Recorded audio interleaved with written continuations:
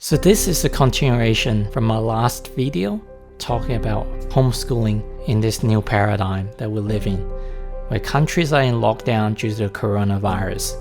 If you haven't seen the last video, go check out our previous video in the links below. So now we're going to explore a bit more about homeschooling. What is the best way to teach homeschooling? Yeah, there's a lot of apps and websites that you can cater for. This video is not about that. You can have all the great content, but remember, in the last video we covered how you show up, how you act every single moment, from moment to moment. That's what counts. Not about the past, not about the future, but right now. How do you show up in each and every single present moment? Are you showing up frustrated that they don't get certain maths lessons? Or are you chilled and loving in that particular moment? Are you understanding? Are you kind? I never said it was easy, but remember what I said in the last video? What I thought homeschooling was? It's not what it actually ended up being. It's actually one of the greatest lessons I had to learn. Homeschooling was about me teaching the kids, and for a long time, ended up me getting schooled by the kids on how to live life. You see, as children, they are innate happy. Well, happy probably not the best term to describe it. They are just joy. Yeah, there are times that they get upset, they get frustrated, they get sad, they get angry. But in that moment, they are purely living through the emotion of happiness, anger, sadness, frustration. Living what the yogi masters or a lot of the ancient culture would teach us to fully experience that emotion. So you let it digest and dissipate. One of my mentors, Tony Robbins, talks about that any emotions that's fully felt, fully experienced, becomes joy. If you haven't tried it, it works wonder. Rather than to try and get rid of it, you actually feel it through.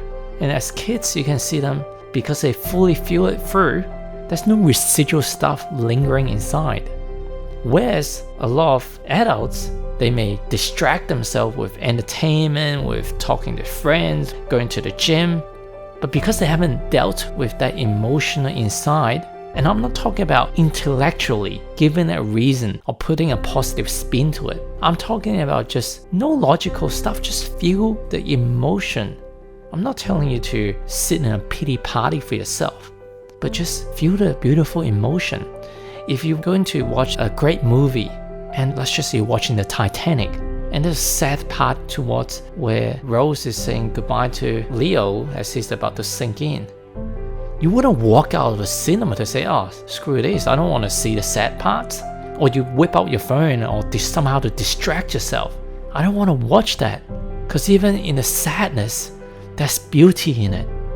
And when you reflect on that movie, it's probably one of the highlights of the entire movie. So kids are perfect in the way that they just become a human being. They live with joy most of the time. They don't need external stuff. You just let them out, or even inside the house, they'll have fun. Costless joy. And in fact, when you try to contain it, telling the kids to behave, don't move around, don't play with your fingers, don't play with your food. Hey, brush your teeth at 9 o'clock in the morning, 8 o'clock, 7 o'clock, go to sleep on time. Are they listening? Because we're trying to put a lid, we're trying to control something that's not controllable. It's spontaneous, it's costless joy, freedom. That's what they are. So when we're teaching our kids, they are this almost perfect being in the way that we aspire to be. Live life of abundance without having the external abundance and still live in joy. I've seen kids that doesn't have a lot of external stuff, including kids in refugee camps, but yet they spark of joy in their eyes, their face lit up, just warms the hearts of people around them. So when we're getting frustrated with our kids, and understandably, it can be very frustrated. At work, you used to work with adults, they do what you're supposed to tell them to do most of the time. The kids just won't listen. But that's training for us. I wasn't a big fan of homeschooling, but when I made the decision to do it, I knew that whatever I lack is something that I needed to learn. I needed to grow as a person. If I want my kids to grow, I need to role model someone that has a growth mindset, someone that has an attitude that overcome my shortcomings. I will become the best version of myself and will continue to do so for the rest of my life. I'm setting the standard for them to follow, and they are setting the standard for me to also follow. We complement each other in this homeschooling journey. To me, homeschooling is not about teaching them perfect maths, perfect grammar in English. I'll probably be the least qualified person to do so. But yet, in my imperfection, I understand the journey that we're helping each other to find ourselves, to become the best version of ourselves, especially our loving selves. Each day, they challenge me. Patience, understanding, forgiveness, joy. And if I'm learning some of these lessons from them, and that makes me a better person, become more loving, more forgiving, more joyful, more fun, then you can see that energy rubbing off onto them. Imagine them growing up as an adult, self-confident, self-assured, happy, joyful, loving, kind. That's how we do homeschooling. And in the next video, I'm going to talk about unschooling. I thought that what they needed to learn, I needed to pour it down their throat. Without me, they will not learn. With no English teacher, they will not learn.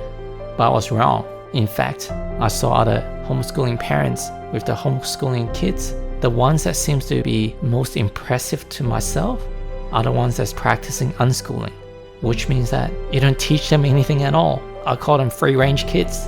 And it may seem absurd, but kids have an innate ability to learn. They have a natural curiosity. And by everything is all crafted to them, they call it the lawnmower parents, where everything is carefully designed what course you need to learn, letting their natural curiosity rise. If they learn maths because they want to, they take that for themselves. I chose to do it and I did it. However, if we take that opportunity away from them and we just shove it in their face, you learn it. I don't want to, daddy. No, you have to learn it anyway. Then even when they do master it, see, lucky I forced you to do it. Or inside they'll say that, well, I did it. If it wasn't for daddy or mommy, I wouldn't have been able to learn it in the first place. So that's what the next video will be about. The paradigm of unschooling. If you like what you've seen, click the like or subscribe button, and I look forward to chatting to you next time. Namaste.